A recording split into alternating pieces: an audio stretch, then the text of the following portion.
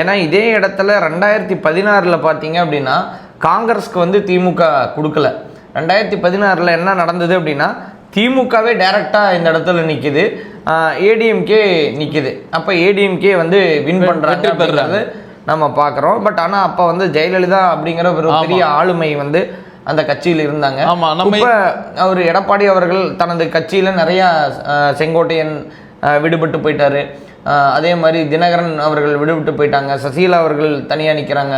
அப்படிங்கிறப்ப அந்த நெருக்கடிக்கு நடுவில் அந்த வெற்றியை தக்க வச்சுக்குவாங்களா, திரும்ப வர்றதுக்கான வாய்ப்புகள் இருக்கா, இல்லை கூட்டணியாக தான் வருவாரா அப்படிங்கிறது எதுவுமே நம்ம இப்போதைக்கு உறுதியாக சொல்ல முடியாட்டியும் விஜய் அவர்கள் ஒரு பெரிய மாற்றத்தை ஏற்படுத்துவாரா அப்படின்னா கண்டிப்பாக ஒரு டாபிக் அளவில் ஏற்படுத்துறதுக்கான வாய்ப்புகள் இருக்குது.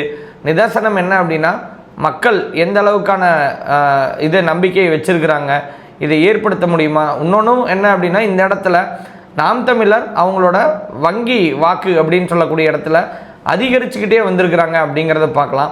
ஸோ இப்போ அந்த இடத்துல 9% இருக்கிற நாம் தமிழர் நாளைக்கு அந்த மாற்றத்தை ஒரு 11 12 வரும்போது ஏதோ ஒரு பெரிய கட்சிகளுக்கு அது குறைபாடுகளாக வர்றதுக்கான வாய்ப்புகளும் இருக்குது அப்படிங்கிறது தான் நம்ம பார்க்குறோம்.